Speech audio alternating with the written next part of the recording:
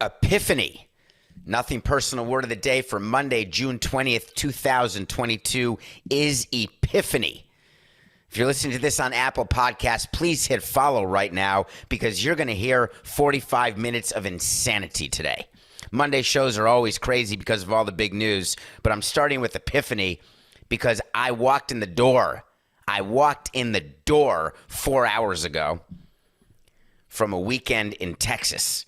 And I have to tell you what happened because I had an epiphany about things that I got wrong as president of the Marlins and Expos.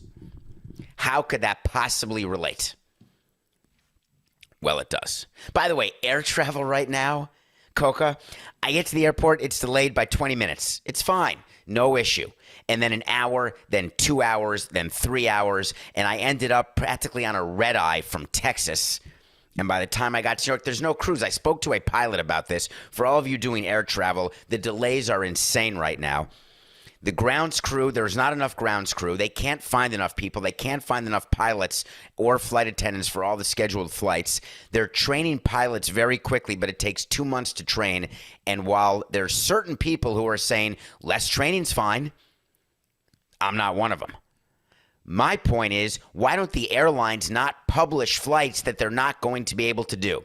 So many flights are being canceled. So many flights are being delayed. I am on a streak of 8 in a row. 8 flights in a row of mine have been significantly delayed. But that's not the epiphany I had. I was at a place outside Austin, Texas this weekend having a family reunion birthday party. 3 members of my family. One turned 30, one turned 40, one turned 50. It was the first get-together on the Samson side without our father, Alan, and my sister, Nancy. But we got together, and we tried to move on and celebrate. And it was on a lake, Lake Travis, for those of you who know Austin or Texas. The temperature was 176 degrees. It's HOTT in Texas. So the epiphany I had, and then I'm going to tell you why I had it, is that I am not 25. Now, people have that epiphany when they drink too much and they're older, right? They do that. They wake up and they say, I'm never drinking again, ever. I'm never going to feel as badly as I feel now. I just can't run the way I used to. Like when you go out at night or the young people are staying out till 4 or 5 a.m., 4 nights in a row, 5 nights in a row. Used to do it. I can't do it anymore. That's not the epiphany. On Saturday, we rented a pontoon and a ski boat to ski on the lake and to just tool around and party, etc. But I was the only boat driver along with my daughter, Hannah. We learned how to drive boats at Camp Interlochen in Eagle River, Wisconsin. I was the water ski director and the waterfront director the next year. And this is back in 87 and 88. We're talking a long time ago. Then my daughter drove boats. And by the way, my son is driving boats this year at that camp. And their mother taught me how to drive a boat at that camp. Side note. So, I know that I can't party because I'm operating a motor vehicle, and I know the only person who can pull me is Hannah. So I'm pulling everyone, and I'm being responsible, and people are having a hard time getting up because there's not a lot of power on the speedboat, and I get in the water. Hannah takes the wheel. I've got one ski on because I can get up on one ski and slalom. I've been water skiing my whole life. I have not skied, however. I actually own a water ski that was given to me as a present by Larry Beinfest when he signed one of his extensions. He gave me a water ski. Great gift, Larry. And we used to water ski in Florida, like in all the alligator lakes in Florida, etc. So I get in the water, and I put the ski on, and I say hit it, because that's what you do when you start. And the boat goes, you go full throttle down, and I'm not heavy, but it's not getting me up very well, and I don't get up. The boat comes around. Hannah says, we'll try it again. Second time, no. I'm pulling on the rope because I hold the rope with one palm up, one palm down, and you put your knee to your chest, and you fight the boat, but you keep your balance, and you get up. Fine. Third time, I get up on one ski. Have not skied in 7 years, maybe longer. And I'm exhausted. Like, as soon as I get up, I realize, wow, this is way harder than I remember. But I'm going in and out of the wake, and I'm trying to cut, but it's choppy from other boats on the lake, and I fall. And then you wave when you fall because you're going to be okay. And I get back in the boat because I can't breathe. I'm done. And I feel like something's sort of hurting, but I'm not sure what. Get back in the boat, try to pull other people for the next 3.5 hours, get back in the water, go again, but I say I'm going to go on 2 skis. I get up on 2 skis immediately, and I am flying in and out of the wake like Fonzie jumping the shark. I am having the time of my life. I fall. This time, I say, I just hurt myself. So Saturday evening and all day Sunday, and now today, I can't really walk. I either bruised or broke my tailbone. My hamstring is either torn, but it's not black and blue, or strained. And I'm about to climb Kilimanjaro in 3 weeks. And run a marathon. And trek through Uganda. I am a prize idiot. The epiphany I had is that I never understood why old players thought they could play. When I would watch them and the GM would watch and say, it's over. You're done. I'm 54. I thought I was 27 out there. I thought that I could absolutely write a check that my body would cash, and it bounced like my ass did off the water. But my mentality as I was in the water, as I was skiing, is that I was envisioning the way I used to ski. The way I would get up immediately and go in and out of the wake and have spray and just do minutes upon minutes upon minutes, and then break for a minute, have a drink of water, and do another run. That, doing ski jumps, barefoot skiing, knees and elbows, all the things that I did, I envisioned in my head that I could still do. Right now, I cannot wipe my tuchus. My arms are so sore, and that's literal. Like, I need the bidet. So the epiphany is, the reason old players think that they can still play is they're not old in their mind. And I had no one there to tell me that I am washed up. But believe me, I'm washed up.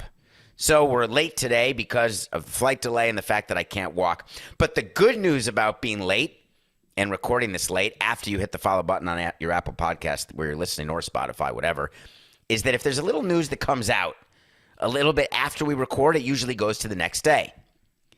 But wouldn't you know, we've got some Kyrie Irving news. Kyrie Irving, for those of you who don't remember, the guy in the Nets, the guy who wouldn't get vaccinated, the guy who couldn't play home games, but played road games. And then we did a whole show because after the season, Kyrie Irving wants a max deal from the Nets. And the GM of the Nets said, we need players who are not selfish. We need players who are going to be team guys. And I told you that Kyrie Irving was going to have a problem. Now, the wait to see that we had, Coco, with Kyrie, I don't know if you can check it while we're doing the show. I forgot to mention it pre-show. Did we have a wait to see that he would sign the max or that he wouldn't sign the max? Because if I had to do it again, I would say he wouldn't sign the max. So rumors and sources are saying today that Kyrie Irving and the New York Nets, the Brooklyn Nets, are at an impasse. Now, an impasse is very strange because Kyrie Irving has a player option, sort of like what James Harden has with the Sixers. Kyrie Irving can say, I want to play for the Nets, pay me $36.9 million. But Kyrie Irving said to the Nets, oh my God, way to go, Coca. January 13th of 2021, I said Kyrie will not finish current deal with the Nets. That's a hell of a wait to see from a year and a half ago. And if he is not on the Nets next year, he will not have finished his current deal. Now, what about him and the max? Did I do a wait to see about that at all? Is there any Kyrie Irving wait to see since then? Nope? Okay. Well, now we could do one. Maybe I said it just during this segment. Maybe I saw it on your TikTok page, Coca, where I said it. In any case, a player option means you opt in and then you're on the team for a one-year deal. But the other thing that your team can do in the NBA is you can both opt in and then be eligible for an additional 4-year max deal. So he could get like $45 million a year for 4 more years after the 1 year of opt-in. So it could turn into a 5-year, $230 million contract for Kyrie Irving. And if you are the Brooklyn Nets, under no scenario do you do that deal because you're not winning with Kyrie Irving. But the crux of the article is that if Kyrie Irving and the Nets do not negotiate a max deal, and by the way, in the NBA, that's not a negotiation. It is one of the great misnomers in sports today when we read that players and teams negotiated a max deal. You understand the collective bargaining agreement in the NBA gives you the maximum number that you can give to a player. And the player says, that's the number I want. The team then says yes or no. That's not a negotiation. So they're not at a negotiating impasse. Where they are is an impasse of max or not max. To max or not to max, that is the question. And if you are Joe Tsai or if you are Sean Marks, the answer is no. So now Kyrie Irving has to make a decision. Kyrie Irving has to decide, do I opt into my one-year deal or do I go find another team, negotiate with that team because I can be a free agent by not doing my last year of the deal, and then I can sign with that team for a max deal. But of course, the max deal for another team is going to be smaller unless you do a sign and trade. That's famous in the NBA. You sign, like if you have the player option left, you sign and then you get traded because of the way the NBA deals work is you have to match money. It doesn't matter. What does matter is this. It's the Lakers, the Knicks, and the Clippers are rumored to have interest in Kyrie Irving. If you are the New York Knicks and James Dolan, I have one question. How stupid do you think your fans are? How gullible do you think your fans are? How secure are you that your fans will be with you and your sponsors will be with you no matter what? You're Jimmy Dolan. You're saying, I have 100% certainty. We've stunk for 20 years, and we've got the best attendance, the highest per game revenue. Our team is worth the most, and sponsors are jumping all over each other to get into the world's famous arena. It's the greatest plan ever. I can't even imagine what that would be like to run a team where it didn't matter. I would talk about that sometimes with Crane Kenny, who's the president of the Cubs. Side note here, he's the president of the Cubs, and I would talk to him when I was with the Marlins. Just say, what's it like to not have to worry about selling season tickets? Back in the day, the Cubs did have to worry about it, but there was a big period of time, and now they're back to worrying about it, but there was a huge period of time where they just didn't think about it. They sold out every game. And what he told me, and I always remember this, is that the pressure to perform on the field is the greatest hidden pressure you will have running a team. And when that pressure is removed, it's like an 800-pound weight has been lifted, and you are free to do things with your team both on and off the field that you don't feel free to do when you are worried about your revenue. The Knicks are never worried about their revenue. But conversely, when you're free to do a lot of things, like when a small market, small revenue GM takes over a big market team and they feel like they've come unshackled and they get to spend all this money and all of a sudden they start making more and more mistakes. But when you don't have the money to spend and you're really good at it, you like the Tampa Bay Rays, you have to be really good because you can't afford mistakes. The Knicks have never been in a position where they can't make a mistake. So therefore, they keep making mistakes.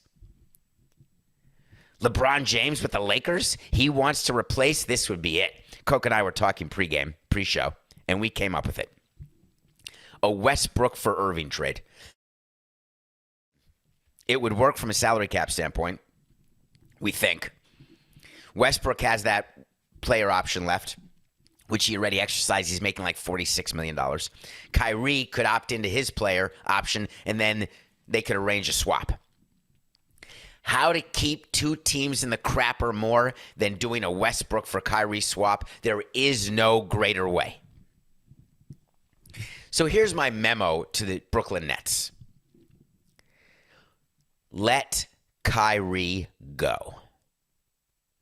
If you want to not waste Kevin Durant and have a chance for Ben Simmons to actually maybe be a part of a winning team potentially, you can't have Kyrie Irving on your team. And if you can convince LeBron James that he can win again with Kyrie Irving, get him to the Lakers as fast as you can. If James Dolan wants to do a little to the Brooklyn Nets, which would be a gift from manna from heaven, if Dolan will take Irving, let him go cross town. the Nets are still a better team than the Knicks. As a matter of fact, I'll tell you right now, the Brooklyn Nets will have a better record next year than any team Kyrie Irving is traded to. Wait to see. Book it, Coca. The Brooklyn Nets without Kyrie Irving will have a better record than any team where Kyrie Irving is playing. Can you imagine that he thinks he has the power? Player empowerment. That's a topic we've covered. Boy, have we ever. Part of player empowerment in baseball, it's different in basketball, different in football for sure. The way player empowerment manifests itself in baseball is actually through union negotiation. It's through things that go on behind closed doors in the clubhouse, things that go on with the GM, with the manager, with the owner, different ways that players get treated behind the scenes. That's sort of the player empowerment. One of the things about that is when you've got players who have not earned the right inside a clubhouse to be a spokesperson on an issue, you can have major issues in the clubhouse. What that means is there's a hierarchy in a clubhouse. There's certain players who are supposed to be talking about things that are going on, and players, when they get together with management or with themselves, they sort of decide who's going to be the spokesperson for this issue, who's going to meet the media about the managerial change, who's going to say what when there is a team that's underperforming or when there's a problem in the clubhouse, who's going to talk about it. Who's going to talk about it when we have an issue with Major League Baseball or the commissioner? There is a system that is used in all 30 clubhouses. I have learned that the Los Angeles Angels of Anaheim don't have a system. They don't have a system from the owner all the way down to the assistant to the traveling secretary. There is no secret that there has been an issue in Anaheim, both as it relates to winning and as it relates to the lack of relationship with the front office, with the owner, and the issues that they have there. So what happened now? The Angels are back in the news because Anthony Rendon, who they signed in 2019 to what I would consider a max deal. He got $245 million from the Angels. Boris was his agent. Rendon was the best position player available, and he has been an unmitigated failure for the Angels. The Angels find themselves below 500 again. Mike Trout is being wasted. They're very concerned about whether they can re-sign Ohtani because Ohtani has said he wants to win, which brings me back to a promise that was made to Ohtani when he signed with the Angels that he would get to pitch, he would get to hit, and he would get the extension when allowed. You heard me tell you that Rob Manfred sent a memo to all 30 teams. If you sign Shohei Ohtani, you may not promise him his second contract. We're going to find out, and you're going to be fined and be subject to losing draft picks. I promise you the Los Angeles Angels had a deal in place with Ohtani for this next contract. But Ohtani has outperformed even what Ohtani thought. He has won an MVP. He has been a well above average pitcher and hitter. So there has to be a different contract put in place. There is talk that Ohtani wants $50 million a year. And the Anaheim Angels have never had a problem spending money. They just haven't spent it right. You look at Justin Upton, you look at C.J. Wilson, you look at Albert Pujols. They have made tremendous mistakes in their spending and haven't won. So if you are the Angels, are you signing Ohtani to a $255 million 5-year deal? $50 million a year. He wants to be the highest paid player above Scherzer's 43. Is he worthy of it? No. You cannot pay a player that amount of money and expect to win unless you're willing to go to the Steve Cohen level of payroll. And even then, you better have better young players than the Angels have. So that's the Angels' problem off the field when it comes to business. They have another problem on the field, other than losing. One of their players is a guy named Michael Lorenzen. He's a pitcher. He is not and should not be the spokesperson for that team. He went off on Major League Baseball. Major League Baseball does not like it when players go public like Pete Alonso did with the 2 different balls that are being used so pitchers don't get paid or hitters don't get paid. Major League Baseball does not like that. Michael Lorenzen came out and said, these baseballs are slick. There's something wrong with these baseballs. He was saying that balls are slipping out of his hand. They're not being rubbed correctly. There's not enough mud, because baseballs, when they're put into a game, are not brand new. There's actually a system that clubhouse people use where you mud a ball to make it game ready. So if you ever get a foul ball and you wonder how could a ball look so used when they take them out of play every pitch practically, the answer is they look used as new balls. You know a ball is actually used when you catch it and it's scuffed, meaning it's been hit by a bat, not rubbed with mud. The way we would check, totally different note here, Coca. The way we would check for good contact, do you know we would go into the clubhouse and we would look at game bats? Because you can see where players are hitting balls because the ball makes a mark on the bat. And you can see the players who are barreling the bats. You can see players who are not getting good contact because they're hitting off the end of the bat or right off the handle. Because you look at a bat and you can see the best hitters are barreling the most balls, and they've got very few. It's sort of like when a golfer goes to a range, and it's like a standard deviation, and they hit 100 balls, and 97 of them are right near the hole, but then there's 2 off the green on each side, right? That would be 101 balls. That's a really good golfer. In baseball, every bat's going to have an occasional off the handle, occasionally off the tip, but the majority will be right in the barrel. So these balls that are used are muddied up, and Lorenzen's claiming that all these pitchers are not able to grip the ball, and Major League Baseball is doing this on purpose. He said, this is on Major League Baseball. I don't know what's going on.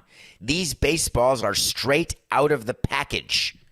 His teammate Ryan Tepera said, I'm getting balls that are not muddied at all. There's video of him taking balls and throwing them back, throwing them back, throwing them back. Here's a news alert, folks. Major League Baseball is not responsible to muddy the ball. Every home team muddies the ball. So what do? What's baseball going to do? The focus, we're getting into the midseason now, right? We're middle of June. At the end of June, in 10 days, the season will be halfway done. And what topics would you say you've heard the most about since the season started? Off the top of your head, give me the top 5 topics. No research. Don't do who's got the most Twitter follows or Twitter mentions. Top 5 things you've heard. Coca, we didn't do it. We're doing it right now. Ready?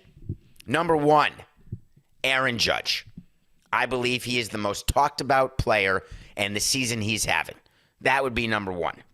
Number 2, the fact that the Yankees and the Mets have had the best record in their respective leagues for so long. I think that's the second thing talked about.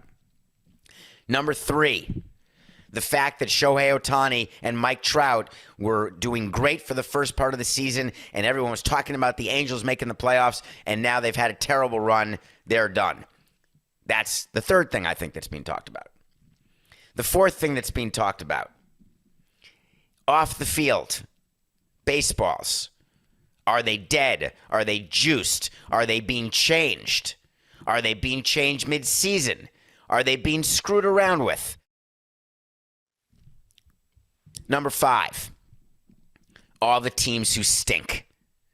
What an outrage it is that the Cincinnati Reds were so bad. Meanwhile, I think they have a better record than the Cubs now, maybe. But that there's 6 teams who could lose 100 games and a bunch of managers are being fired, etc. I think those are the top 5 stories. Off the top of my head. If you're Major League Baseball,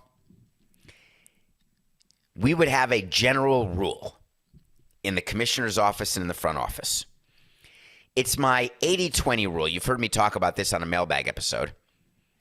By the way, if you've got questions for mailbag episodes when I'm in Africa, please get them on the Apple review and put a question in your Apple review, and we'll get to it on one of the mailbags that we're going to do. Or if you want to tweet at me, David P. Samson, in my DMs, you can do it there too. But we need the Apple more. We just got told by CBS that we have to get more follows on Apple and Spotify. 80-20 is 20% of the people do 80% of the work. That's the rule in every company. That's totally normal, and that's how it works. In baseball, we want 80% of the stories to be on-field performance-based stories, the Aaron Judge stories, how good are the Yankees stories. And you want 20% at most to be the sort of off-the-field distraction stories. That under that category is arrests, domestic abuse, DUIs. It is fights in the dugout, fights on the field, bad baseballs, corked bats, suspensions, PEDs. All of the negative stuff, you want at 20. Baseball's in total violation of that right now. They're not going to make a statement, though. That's not how baseball rolls. They're not going to respond publicly to Pete Alonso or to Michael Lorenzen or to Ryan Tepera. They're just not going to do it because that would be fueling the fire in social media. That would be protesting in a way that they just don't want to be seen to even merit a response to what these people are saying. And if I'm the president of the Angels, I'm talking to Mike Trout. And I'm saying, listen, I don't want your teammates talking like this. You're the leader of our team. We're having a problem. You know that. It's not for lack of payroll. I need you to be out front. Not like Rob Manfred saying, hey, Mike Trout, be the face of baseball. Mike Trout saying, I don't want to be the face of baseball. And people saying, Mike Trout, why don't you want to be the face of baseball? You're being paid $400 million. Be the face of baseball. It's absolutely Mike Trout's right not to be the face of baseball. No problem. But he's got to be the face of the Angels. Hard stop. All right, we're going to take a break. After the break, we're going to review a movie, and we're going to talk about something that happened in Golden State that blew my mind this weekend. We'll be right back. Welcome back to Nothing Personal. It's David Samson. It's Monday. Our word of the day was epiphany. I can't move. I'm afraid after this 45 minutes, I won't be able to get up out of the glove chair. And I'm operating on 2 hours sleep, and we're late. I'm sorry. I watched a movie that I told you all to watch called Everything Everywhere All at Once. We still watch a movie every day, or a TV series. I am now midway through season 4 of This Is Us. I will make it through 6 and then review it. I can't stop, won't stop. I think I'm going to watch today, though, the new Andy Garcia remake of Father of the Bride with Gloria Estefan. It just came out on HBO Max. Coke, I got to watch it. Father of the Bride was from, I don't remember the year. I'm going to guess like 1991, because I think it was the year after I first got married. Somewhere around there, Coca. The original Father of the Bride with Steve Martin and Martin Short. And 1991 is correct. That's just not something I should remember. In any case, there's a new Father of the Bride. But I want to talk about Everything Everywhere All at Once. It's $19.99 on either Amazon or Apple. It is a 2 hour and 10 or 2 hour and 20 minute movie starring Michelle Yeoh. It is a movie about the metaverse, and I don't mean Zuckerberg. I don't mean social media. It's sort of like Inception in that there's a lot going on. And you have to try to keep track of who's where and why. Because this woman has an ability to understand all of her past lives. And the theory is we've all had 1,000 past lives. And if you were a chef in your past life who knew how to work knives, then you have the ability to, I meant multiverse, not metaverse. Did I say metaverse? It's multiverse. Thank you, Coca. Can I get back to the chef story, please? Because in a multiverse, if you go back to when you were a chef in a previous life, and then in this life, you could remember that you can use knives. If you were a singer, you could remember that you can now sing. So the whole movie is about this woman who has a husband, maybe, a brother, maybe. You're not really sure exactly what's happening. Are they married? Are they getting divorced? Are they not getting divorced? Should they get divorced? What are they trying to do? Are they trying to be saved? Every character, there's always a character in a wheelchair who also plays a character not in a wheelchair in a different multiverse. And they're basically trying to save the verse. It sounds ridiculous, doesn't it? It's the best movie I've seen in 2022. And I don't say that lightly because I've seen some great movies this year. Her performance is magical. There's fight scenes. It's Matrix-like. It's Memento-like. It's Inception-like. You're looking at a real movie, written well, produced well, filmed well, great action sequences, great mind games that you have to pay attention. It's not a background movie at all. You know, there's movies you put on when you're doing work or when you're working out, you're just sort of have there for white noise. That's not what this is. You need all of your faculties. Now, a little word. Do not watch this movie half-baked. Because what I'm afraid would happen if you did is it would blow your mind. I think your mind would explode. Now, a second time, I may attempt that. But for your first time watching Everything Everywhere All at Once, which you have to watch, I want you paying full attention with all of your faculties in place. Enjoy it. All right, Coca, one listener and one person contacted me on Twitter who had a question about exactly something that I wanted to cover today. You know what I want? I want to talk to Samson. So you want to talk to Samson. Get on my Twitter at David P. Samson. Follow on Apple, of course. Ask a question, and I may answer it. I try to do as many DMs as possible. I try to interact with as many of you as possible. But as you can imagine, it's impossible because the show has so many listeners. But we need more. But want more, crave more, and thank you for more. Why would an assistant coach not take a head coaching job? It makes no sense to me. And hello, David. I like that. You're all getting into that. I like the back and forth. I like, hi, David. Hey, what's shaking? How you doing? I don't like Samson with a P. I'm not going to put that on the air. And some of you are still doing that. I don't know why. It's David P. Samson. S-A-M-S-O-N. Thank you.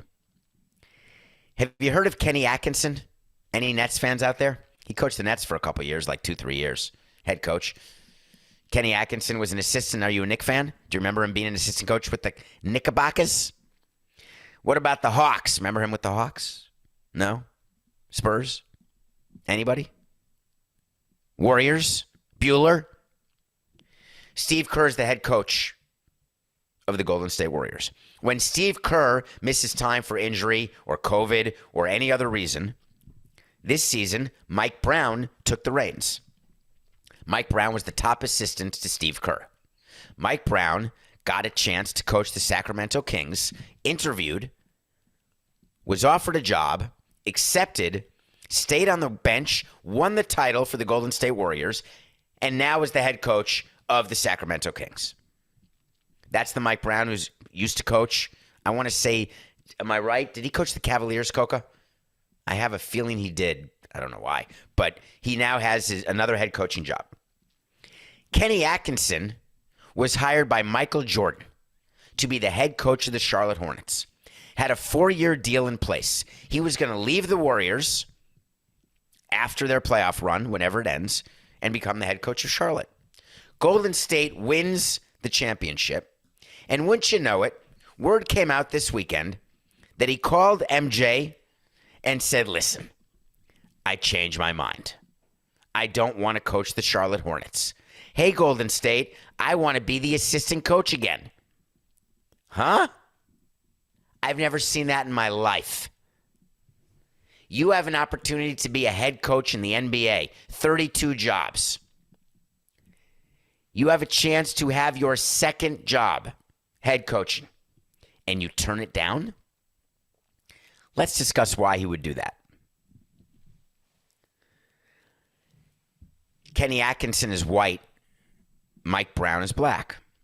There's a lot of talk, both in the NFL and the NBA and baseball and everywhere, that minority managers and head coaches do not often get a second chance. As a matter of fact, the entire lawsuit in the NFL is about that second chance and the fact that it doesn't happen. Mike Brown got a second chance and immediately took it. Kenny Atkinson got a second chance and said, I don't want it. I don't want to lose. I want a better team. I don't want to work with Michael Jordan and what they have in Charlotte when I can stay here in Golden State and keep winning. But Kenny Atkinson went public and said, nah, I just didn't want to move. I've been moving too much. 3 teams in 3 years, 8 moves. I needed better for my kids. Horse hockey.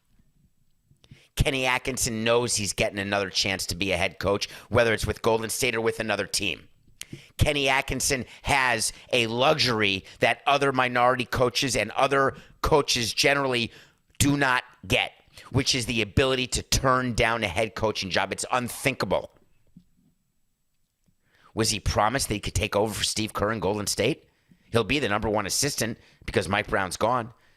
Is Steve Kerr retiring anytime soon? No. Steve Kerr, as you remember, 9 rings. He's 1 away from Casey Jones and Tommy Heinsohn. He's 2 away from Bill Russell. He's 4 away from Phil Jackson. He's not going anywhere. When you are in the coaching business or in the baseball business, the basketball business, the sports business, on the sports side, not the business side, you are going to move. If you're not willing to move, you're in the wrong business. Your family knows it. Your kids know it. It's part of the cost of doing business. There will be movement. So I do not accept Kenny Atkinson's claim that he did not take the Charlotte job because he did not want to move his family. He can say it all he wants. It's a bunch of horse hockey. You wait. Kenny Atkinson's going to get another chance to be a head coach because he would never turn down, no matter how stinky Charlotte was going to be, if you don't think you're getting another chance and you don't want to take that chance with a winning team. Most people don't have the luxury because the teams who stink are the ones who make the coaching changes. So when new coaches or managers take over, they're taking over bad teams or teams that have underperformed, where the odds are you're not going to succeed, but you still take the chance. I don't care if Golden State matched the money for Charlotte. If I am running an NBA team and I know of a coach out there who did not take a head coaching job because he'd rather be an assistant for more money, as much as I love and tell you it's all about money and business, no, the show's not over yet. When you have a chance to be the number one, you bet on yourself. You want to be the number one. Period. Either you've got that makeup internally or you don't. Kenny Atkinson, are you saying that you don't have that makeup? That you'd rather be the number 2 on a good team than the number 1 on a bad team? No way. Being number 1 on any team is better than being number 2 on the best team. Kenny Atkinson is going to get another head coaching job, and that's what he knew. Otherwise, there's no way he's turning that down. I do not care about how much he's moved. Give me a break. I'll tell you what I need a break from is picking games. The Cubs beat the Braves on Friday. We lost that 1-0. The Braves lost their 14-game win streak in a 1-0 loss. And the Cubs broke their 10-game losing streak with a 1-0 win. Baseball. Then on Saturday night, we had the Lightning over the Avalanche. We almost had that right. We only lost by a touchdown, which is, it's a touchdown. We were 1 possession away from winning that Stanley Cup game. The Avalanche are up 2-0. We are down to 71-59. Not terrible. We are 12 games over, but we were like 18 over, I think. 19 over at one point. All right, let's talk about Yankees and Rays. Are you aware that the Yankees don't lose? Are you further aware that the Rays, I want to give you the updated standings right now, and I'm just going to give it to you pretty straight up where the Yankees and the Rays are because it would shock you. The Yankees have an 11-game lead over Toronto and a 13-game lead over Tampa. The Yankees had their 9-game winning streak snapped by Tampa yesterday in a sort of meltdown, bullpen meltdown by the Yankees. The Tampa Bay Rays have their number 1 pitcher going. And by the way, it was Toronto who did it, not Tampa. Thank you. I don't know. I knew it was Toronto, of course. All right. I'm going to do the pick of the day separately, Coca. Okay? 4-8-69.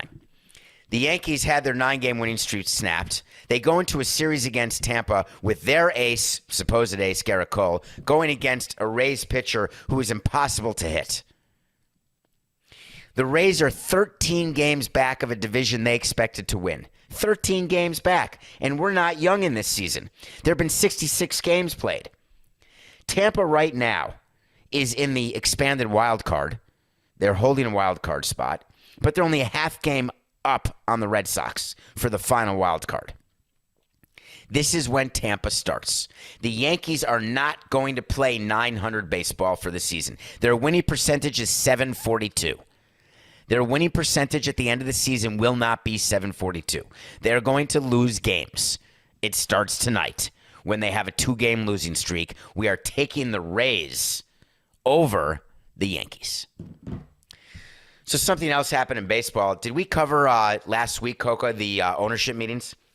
Did we not talk about Rob Manfred and him talking when he does the press conference? Well, something else came out about the owners' meetings over the weekend that I am very familiar with.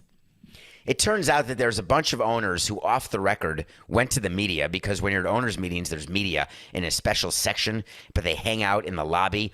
And when you're going sort of in the lobby of the building in New York, they do it at the at MLB headquarters. So there's places where the media hangs out. They're in the lobby of the building, like during the negotiation of the CBA, where the media was hanging out literally in the lobby of the building of both the Union and MLB, because Union has a different office building, obviously. MLB's offices are on 6th Avenue, 1271 6th Avenue in New York City. There's a great MLB merchandise store in the lobby of the building. It's terrific. They moved there from Park Avenue right before COVID. They did that deal. I think they would undo it if they could, actually. But in any case, so the owners meet there, and the media is waiting. And then we would always look after the owners' meetings to see what stories are coming out, who's sourcing what, who's leaking what, because there's always leaks. Multiple owners have come out anonymously angry with the Oakland A's for the fire sale they did, quote, trading all their players and them taking revenue sharing. Let me tell you something about the Oakland A's, just so we're clear, because there seems to be some misunderstanding.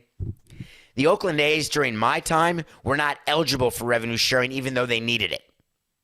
The Oakland A's just started getting revenue sharing again this year, and it's only $8 million. Next year, they're only going to be able to get 20. Side note, teams like the Marlins and the Rays, it's closer to 50. They don't talk much about who gets what in revenue sharing. Owners are upset that the A's and John Fisher, their owner, are pocketing revenue sharing dollars. Negative. It's all made up. It's all the union trying to put it on the owners as owner sources. Let me explain to you how owners think. Large market owners who are paying a lot of money into the revenue sharing pool, there is one thing they do not like. When teams they give revenue sharing to beat them on the field. The owners aren't upset with the A's. They're upset with the Rays. Because the Rays take the revenue sharing and then kick their ass. Second thing. Owners want a chance to get as many players as possible who are good. The Oakland A's, along with several other teams, always, this year it was the Reds and the A's.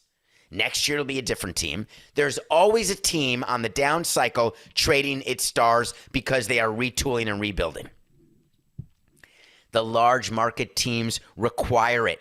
They want it. They want these good players available because they want to trade for them. They build up their entire farm system to make the deals with the teams who go into the bad cycles. The fact that the Oakland A's made all their players available is a positive to the teams who acquire them, but a negative to the teams who try to acquire them but can't because their farm systems are not as good. It's an indictment on your farm system, Mr. Owner.